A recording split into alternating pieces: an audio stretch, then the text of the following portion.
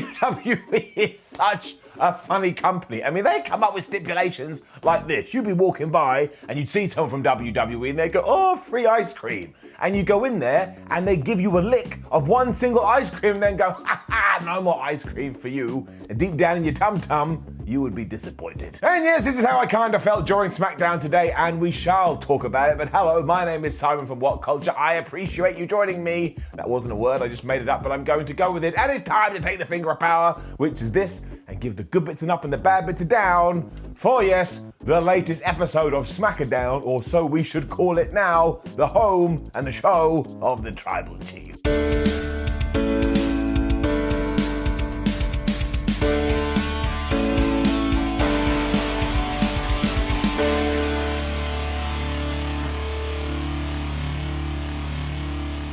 Tying into that massive intro, it was announced at the start of SmackDown that in our main event, not only are we going to get Roman Reigns versus Xavier Woods, meaning it's good to be the king, but if Xavier Woods wins, Roman Reigns will have to kneel to him, and we were going to get the vice versa.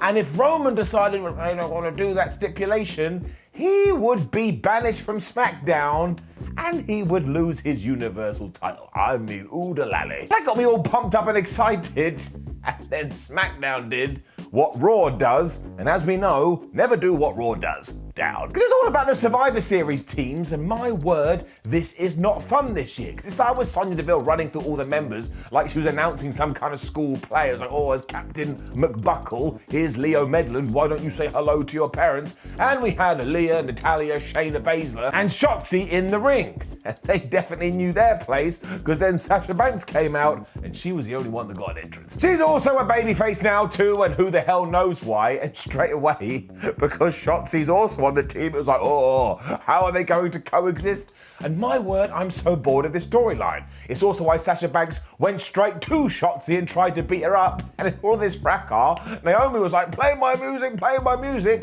I'm gonna go get involved. I mean, talk about being the master of surprise, and of course they got into a big brawl, and this actually would have been quite fun and entertaining if WWE wasn't doing it all of the time. Also, the sheer mess when it comes to who's meant to be a good guy and who's meant to be a bad guy, I don't think anybody behind the scenes knows. This also meant we went straight into a match which made even less sense, because now the SmackDown Survivor Series women's team is having a big fight. But look, let's be honest, this was pretty good. Sasha was in charge for large parts of this and also tagged in Aliyah, so she was able to get that rub. But then Shayna Baszler blind tagged herself in, so Naomi made sure that she was facing off against Shayna. So at least WWE remembered all the stories here. Otherwise, sooner than later, the tag klaxon sounded, meaning everybody ran in to hit their move, including Natalya locking Aliyah in the sharpshooter. Now look, because of everything I've seen over the last few weeks and the last few years, I was like, she's going to tap out, but she didn't. Instead, there was some fracas with the ropes when Aliyah reversed it into the most devastating move in all of sports entertainment, the surprise roll-up. And the ref went 1, and the ref went 2, and the ref went 3. The crowd went nuts for this, because I suppose they like Aliyah, and she's a fresh face. I was like, yes, this was the correct thing to do. So naturally, next week, WWE will turn her heel, or take her out of the Survivor Series team, which they actually went and did right away. And it was because Sonya Deville decided that Aliyah knew Naomi, or saw something like that. They had shaken hands once, and that was too much. And even if this was the plan, why wouldn't WWE listen to the crowd and go, maybe we should keep Aliyah in this match? But they didn't, and it made me a sad panda. Down. I mean, look, here I am. Here is me and my feelings in Care Bear representation form. It also asked the question, why the hell did WWE announce the Survivors teams on social media to begin with? I mean, what a waste of a tweet. And then this also ties in to everything with Sami Zayn. And put your hands up if you just do not get what WWE is doing with Mr. Zayn at the moment. My hand remains up. Because this dude is just so good, and here he was trying to motivate himself by doing a speech into a mirror when the camera panned out. As it turned out, Jeff Hardy had been watching the whole thing. He'd also been watching this in his weird face paint. And I just thought to myself, Jeff Hardy, he a strange chap. Straight away, too, Hardy said, well, that sucked. So one, he didn't come across like a very nice person. But also two, what is wrong with trying to motivate yourself? I mean, if you need to find that pep in your step, you should do it any way that you could. Although I will say, I saw a wrestler and I saw a mirror and I start to have Mojo Rawley flashbacks. So let's never do this again. It was after this when we had a quick chat with Paul Heyman and Roman Reigns. Well, kind of. Roman Reigns just walked off because he didn't want to talk to Kayla Braxton. And it was also here when we were told about that extra stipulation. And it was such a good tease to hook you into the main event. And as you've probably already figured out, it ends with WWE just giving you a gut punch. Madcap Moss and Happy Corbin were then making jokes about the Viking Raiders backstage, because that's just what they do, when Angel and Humberto, who yes, are the latest recipients to lose their name, so rest in peace, were taking on Shinsuke Nakamura and Rick Boogs. This tied into everything last week. Give it up. This really is the definition of random dudes teaming together when you do think about both of their stories, but after Angel had blind tagged in, he started to beat up Rick Boogs, so did Humberto Carrillo, whatever the hell we're calling him, so the bad guys were in control. We eventually hit double tag so we could change the participants, so Shinsuke Nakamura was running wild, and he had a very near fall after a knee off the second rope. Just as he was about to hit the Sasha, of course, Angel saved his partner by dragging him out of the ring. And I suppose that worked, but not really, because it caused somewhat of a distraction, but then Shinsuke Nakamura was back in control. But then he just got walloped by both of them, and because Rick Boogs was dead on the outside, Humberto and Angel hit their double team finisher, and they just won. I mean, it was a little bit anticlimactic, but it was absolutely the right call because Angel and Carrillo are a brand new team. I just hope, for the love of everything, WWE doesn't decide to break them up in 2 weeks, because let's face it, they've done it before. Adam Pearce and Sonya Deville were then questioning each other over their Survivor Series teams. And I kid you not, this was infuriating because we were acting like Adam Pearce was in control of Raw and Sonya Deville was in charge of SmackDown, even though that's not the case. They both run both shows. We also just had Von Wagner standing there for the whole time doing this. And nobody mentioned who he was. Nobody mentioned, oh look, it's NXT superstar Von Wagner. He just stood and stared.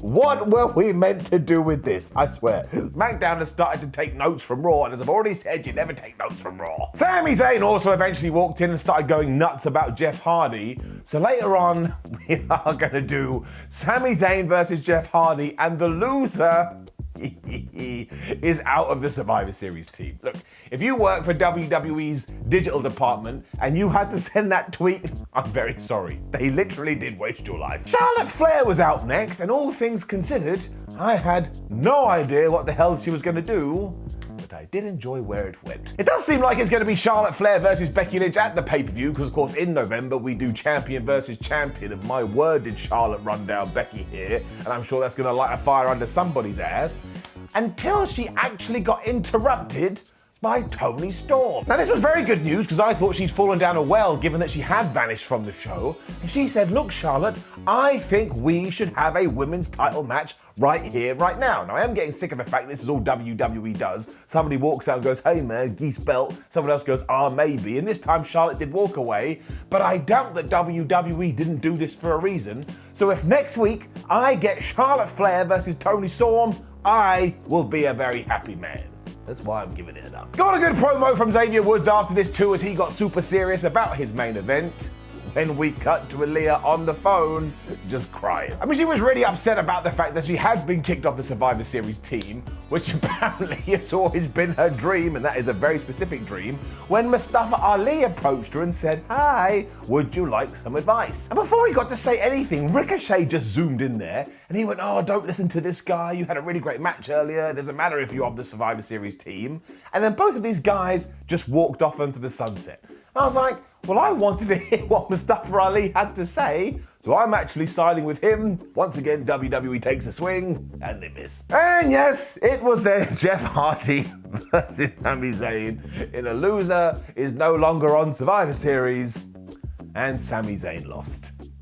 I mean, what are we meant to do? I mean, WWE is lucky in the sense that these guys are both so talented wrestlers that it is going to get an up. And also, Jeff Hardy is just so over. It really is an enigma at this point. He can go anywhere in the world, and as soon as his music hits, Thousands of people lose their lives. As ever, it was also Jeff going nuts that cost him in the early going because he was going to jump off the steel steps into Sami Zayn, but he completely missed, so Sami was like, ha ha, and he started to beat him up. And when he hit the most devastating move in all of sports entertainment and Jeff Hardy kicked out, he did another surprise roll-up, but this time he grabbed the ropes, and that was really stupid because the referee saw it and said no. So actually, you think that would be a DQ because he was breaking the rules, but it wasn't, and Jeff Hardy used that to hit the twist of fate, and if you can believe it, actually hit the Swanton Bomb, which he never does, and he got the 3. This also does mean that Sami Zayn is no longer in the Survivor Series team, and he had to watch himself vanish from the graphic as if he was in the Avengers. I have no idea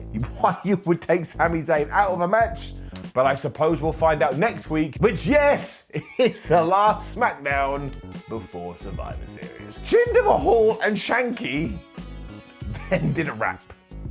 You've heard those words. I think I'm broken as a human being. But it's in response to Hit Row, who had done a rap of their own, and while all of a sudden they've left Sami Zayn alone, I don't know. And honestly, I know some people like this, and I know that I am the king of goofy wrestling, but it just made me facepalm and say, who is this for? And worry about Hit Row on the main roster, because at the moment, I have no idea what the plan is. I'm just going to give it a down, and we're going to move on. Rich Holland was then back, and once again, he was just talking about how much he loves Sheamus. This is really weird.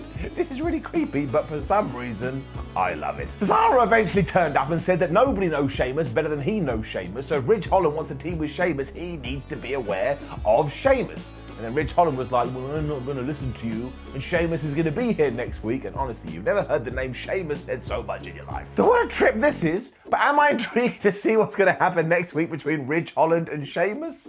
I am. He's probably going to turn up with a picture and say, please sign it and take a selfie. Why the hell not? It was then main event time, and honestly, you've already figured this out every single week, because I was so intrigued to see what WWE was going to do here, because it was quite an interesting scenario, but as ever, it ended in a disqualification. I mean, at this point, we may as well start disqualifying each other, and I don't even know what that means. But bring it down, there's the board, it rolls up to 62, and it gets it down. You know the deal, though. Really good match, having fun times. I'm getting so dull with saying this every single week, so it's getting up. They properly went to town, too, and it wasn't like Xavier Woods wasn't getting his stuff in here. I mean, at one point, he had the Tribal Chief's head, and he was just smashing it into the announce table, and I was like, oh no, don't do that, because Roman Reigns and tables are best friends, and now somehow they've got to reconcile. And it got even worse, because when Roman Reigns was back on the front foot, he rock-bottomed Xavier Woods through the table. Now where the hell is he gonna sit? It was mostly Roman Reigns from here on out as well, but Xavier Woods kept having these little flurries of a comeback until Roman hit a rock bottom for a second time. And I'm sorry, I don't think that's by accident. I admit maybe it's him just trying to wind us up, but I bet it ties into something. It didn't help Reigns at all, so he went for the spear, but Xavier Woods got out of the way, he threw Roman into the ring post, and he actually hit his springboard elbow, and the ref went 1, and the ref went 2, and I kid you not, the referee was about to hit 3, meaning Woods, the king of everything, would have beaten Roman Reigns. When the Usos were there, and they pulled him out of the ring, disqualification. And this would have been really good if WWE hadn't already done it 68,942 times, and after we had Wade laced to Xavier, Roman Reigns did take the knee. I mean, he wasn't kneeling before Xavier Woods, so General Zod wouldn't have been happy, and he also put on that crown, and this is how SmackDown ended. The Bloodline pose as the screen did fade to black, and I really do think we've got to the point where a serious challenger needs to start facing Roman. Like, it didn't even work with Brock Lesnar, because you knew that Brock wasn't going to win on round 1, so maybe it is The Rock, but even then The Rock shouldn't win. So my eyebrow ironically starts to raise. I really would like to know what the end game is here. It also meant it was quite a difficult SmackDown, because while there were some good elements to it, everything with Survivor Series and just the exhaustion of having these dumb finishes actually meant by the end of it, I was a little bit like, man, I don't know what to do. So it is gonna get it down, and I tell you this, that rarely happens. Now, please do leave a comment below and let us know what you thought about last night's episode of SmackDown. Like the video, share the video, and subscribe. Head on over to WhatCulture.com, where you can read yourself some articles. Make sure you come say hello on social media, where we'll do tweets about Survivor Series, and watch all the videos, including AEW Rampage ups and downs, which will be live later. My name is Simon from WhatCulture. Thank you for watching me as always, and I will see you soon.